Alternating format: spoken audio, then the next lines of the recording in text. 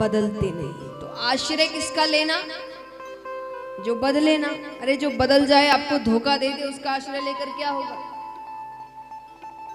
ये रिश्ते नाते सब धोखा दे देते हैं। कोई अपना नहीं है, यह वहम है हमारा, वो हमारा अपना है, वो हमारा ऐसा है, कोई नहीं है।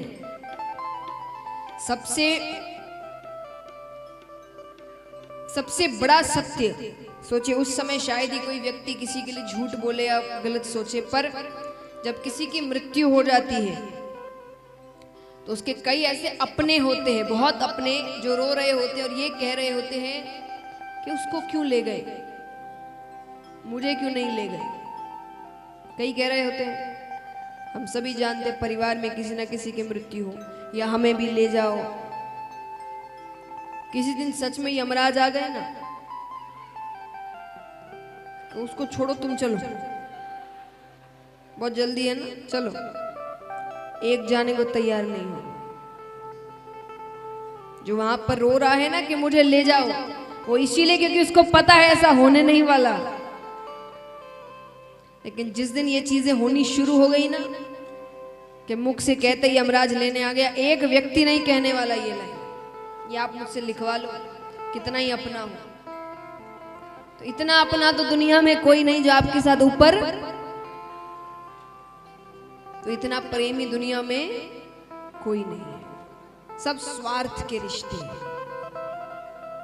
कहते हैं कि सुर नर मुनि सबकी यही रीति, स्वार्थ लागी करई सब प्रीति।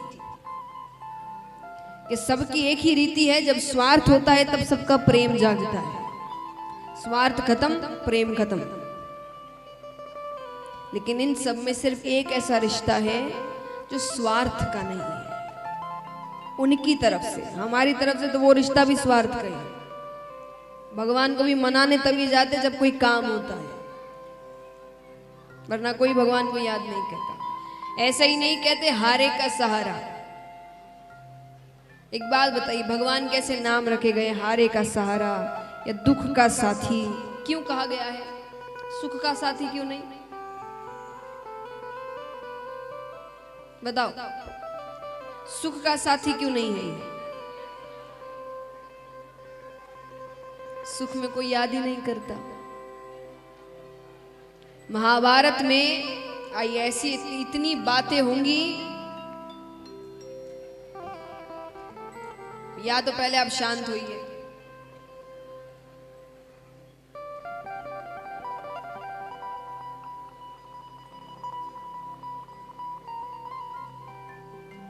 कर लो कर लो।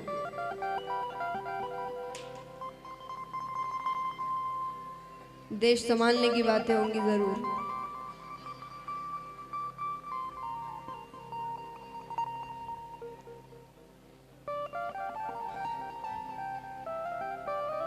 आइए। तो महाराज, तो भगवान ऐसे, अब कई लोग कहते हैं कि आप सब कहते हैं भगवान का आसरा लो, संसार झूठा है। पर संसार तो दिखता है, भगवान दिखते ही नहीं। जो दिखता ही नहीं उसका आश्रय कैसे ले ले? लेकिन देखिए, सच का मतलब ये तो नहीं है कि जो दिखे वो सच। यहां बात क्या हो रही है? सच क्या है, कौन दिख रहा है कौन नहीं, ये नहीं। और आश्रय सच का लेना चाहिए। तो ये तो कहीं नहीं लिखा कि जो दिखे वो ही सच।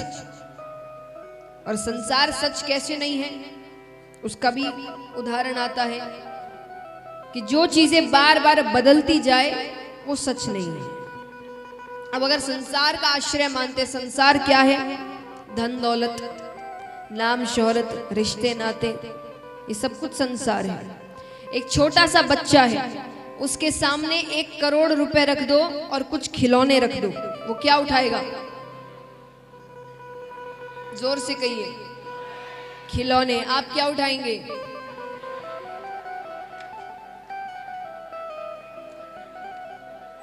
बदल गया ना आश्रय। एक ही जीवन में 2 बार आश्रय बदल गया। एक बार खिलौने उठाओगे, एक बार पैसे उठाओगे। अब वही मान लीजिए बुढ़ापे का समय है, एक तरफ 10 करोड़ रुपए रखे हैं और एक तरफ कहा गया है कि आपके पास ज्यादा से ज्यादा 10-15 दिन है आपके जीवन के। तो 10-15 दिन में या तो 10 करोड़ दे सकते हैं, या तो ये 10-15 दिन आप अपने परिवार के साथ बिता सकते हैं पूर्ण रूप से, हर कोई साथ में। क्या चुनोगे? परिवार। एक ही जीवन में 3 बार आश्रय बदला आपका, लेकिन इसी जीवन में एक ऐसा आश्रय बताइए जो बदला नहीं कभी भी। एक छोटे से बच्चे को सिखाते हम जय जय करो, वो हाथ जोड़ लेता है, और यही अंत में बुढ़ापे तक हम भगवान का नाम लेते रहते हैं। तो एक ही ऐसा आश्रय था जीवन भर में जो कभी बदला नहीं, वो था भगवान का आश्रय। तो जो बदले ना वो सच, तो सत्य मानी भगवान। आनंद क्या है? आनंद हम बाहर खोजने की कोशिश करते हैं, यहाँ चले जाएंगे तो बड़ा आनंद आ जाएगा, ऐसा कर लेंगे तो बड़ा आनंद आ जाएगा, ये देख लेंगे तो बड़ा आनंद आ जाएगा, और ये सब कुछ देर के आनंद होते हैं। और जो कुछ समय में खत्म हो जाए वो आनंद नहीं होता। आनंद हमारे अंदर है, भगवान सबके अंदर है। जिसने भगवान को पहचान लिया, भगवान से प्रेम कर लिया, वो व्यक्ति दुख में भी सुखी होगा। क्यों होगा? एक व्यक्ति दुखी कब होता है? दुख आया तो वो सोचता है मैंने क्या किया, ऐसे दिन आ गए हैं। और जो भगवान पे भरोसा रखता है वो क्या सोचता है? कुछ सोच समझ कर किया है, उसने किया होगा तो सोच समझ कर किया होगा। जैसे माँ बाप के प्रेम पर कभी सवाल नहीं उठता ना, वो थप्पड़ भी मार दे आपको तो क्या कहा जाता है? उनके मार में भी उनका प्यार छिपा है। ये भरोसा ही तो है, और क्या है? एक बात बताइए, यहाँ इतने बच्चे बैठे, अगर आप लोग से कोई बहुत बड़ी गलती हो जाए, देखा जाए तो बच्चे हर कोई रह चुका है, तो सबके लिए ही प्रश्न है। मान लीजिए आपसे कोई बहुत बड़ी गलती हो गई, बहुत बड़ी, आप क्या करोगे? अब बताइए। पहला लेवल छोड़ दीजिए कि आपने खुद ने बड़ी कोशिशें कर ली उसको ठीक करने की आपने, क्योंकि बच्चा पहली बार तो माता पिता को जाकर नहीं बताएगा, पहले तो वो खुद से कोशिशें करेगा ठीक करने की कि उन तक ना पहुंचे। लेकिन अब आपसे नहीं हो रहा, बात आपके हाथ से बाहर निकल चुकी है, अब क्या करोगे? हाँ बताओ जल्दी। एक बच्चा क्या करेगा? बच्चा माँ बाप के पास जाएगा, है ना? क्यों जाएगा? क्योंकि उसको पता है कि इस पूरी दुनिया में ये अकेले ऐसे हैं जो मुझे बहुत डांट लेंगे, मार भी लेंगे, पर मुझे इससे बाहर निकाल लेंगे, मेरा साथ नहीं छोड़ेंगे।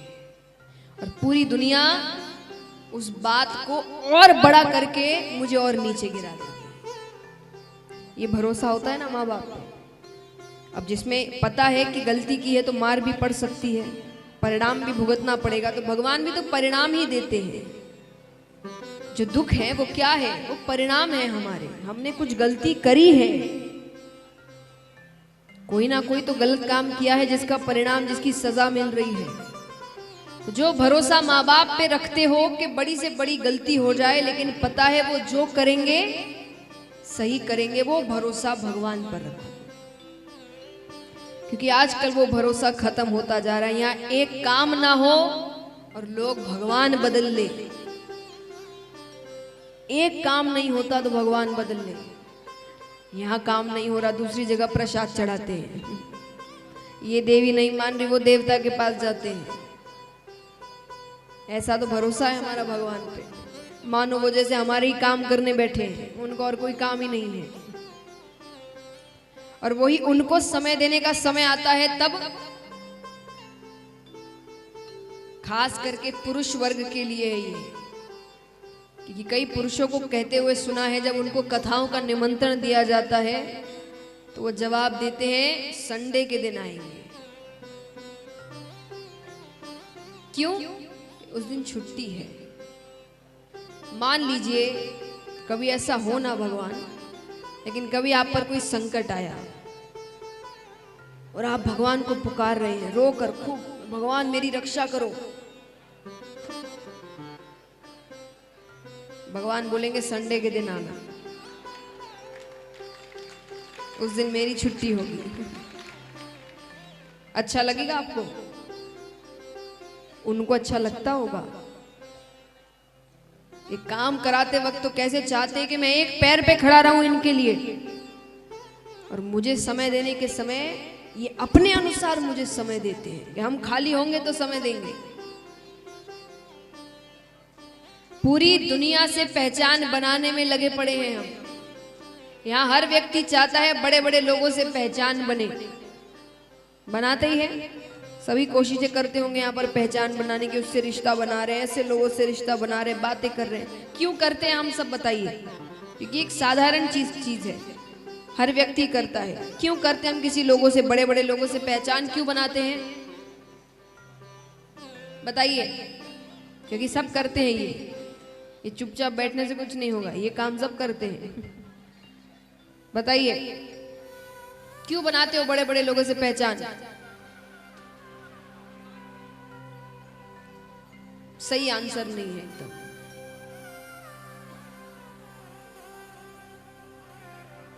हाँ, कि जब कोई काम पड़े, कोई दिक्कत आए तो वो काम आए। छोटे छोटे काम के लिए मैं नहीं कहती, पर जब सच में कोई बड़ा काम होता है ना, कोई बड़ा संकट आता है ना, इनमें से एक फोन नहीं उठाता, एक भी फोन नहीं उठाता। और तब पता है कौन काम आता है? जिससे कांटेक्ट बनाने में हमने 1 मिनट नहीं दिया, 1 मिनट नहीं दिया।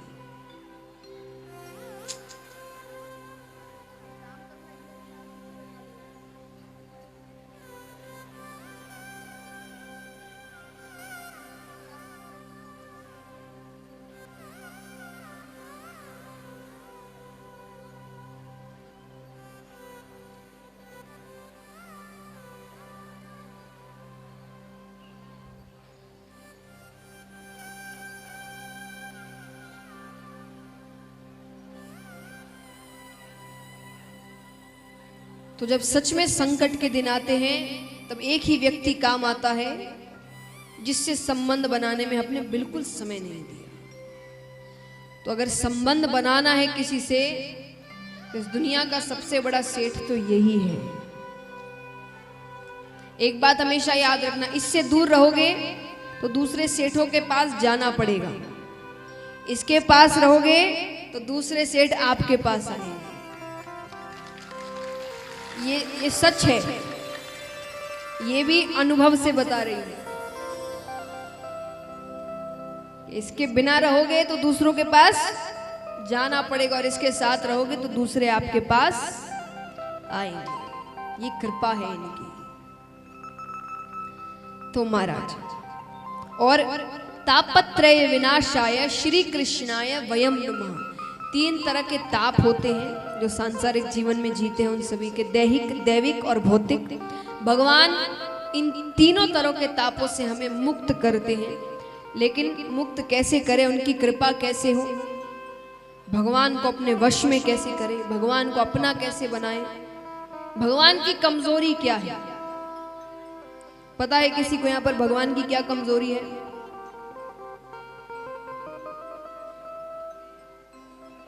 भगवान भक्त को रोते हुए नहीं देख सकते। मैं नहीं कह रही, लिखा गया है। भगवान भक्त को रोते हुए नहीं देख सकते। भगवान कहते हैं, सन्मुख होए जीव मोहे जबहि। पापी से पापी भी एक बार मुझे रोकर पुकार ले कि हे नाथ, मैं आपका हूं। मैंने लाखों गलतियां करी होगी, पर अब मैं आपका हूं।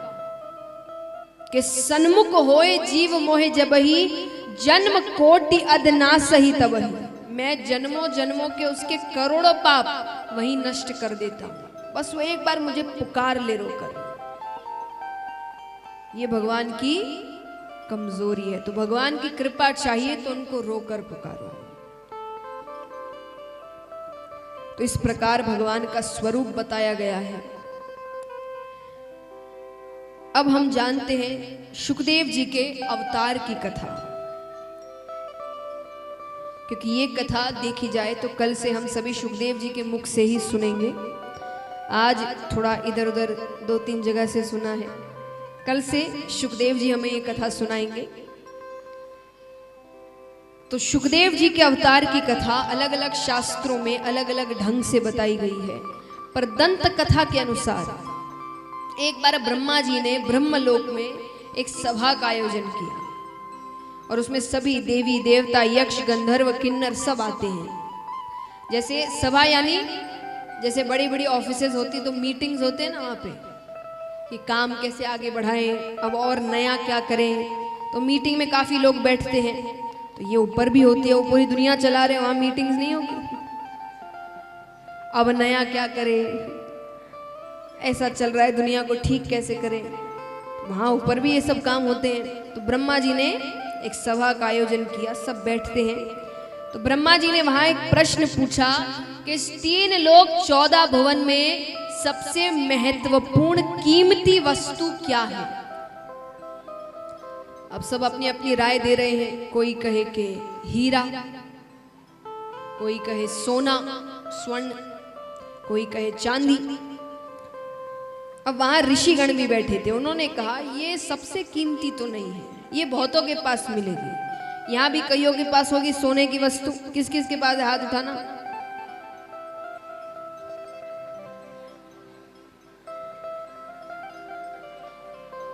कैमरा आपकी तरफ भी नहीं है और मैं मांगूंगी भी नहीं, आप हाथ उठा सकते हैं। अब सब हाथ उठा ले, वाह। किस किस के पास सोने की वस्तु है, मात्रा नहीं पूछ रही मैं, चाहे इतना सा भी हो, वो भी सोने की वस्तु हुई ना। किस किस के पास है, हाथ उठाना। वो देखो उन्होंने फोटो ले ली। यानी अर्थ क्या है कि अब इतने सारे लोगों ने हाथ उठाया, माने तो ये कोई बहुत कीमती वस्तु हुई नहीं। जो कईयों के पास मिल जाए वो सबसे महत्वपूर्ण तो नहीं हुई। तो ऋषिगणों ने कहा तो ये तो कईयों के पास मिलेगी, इसमें सबसे कीमती या सबसे महत्वपूर्ण वाली बात तो कुछ नहीं है। तो सबने कहा तो आप बताइए ऐसी कौन सी चीज है जो हर किसी के पास नहीं मिलती। तब उन्होंने कहा अगर ऐसी कोई वस्तु है तो वो है प्रेम।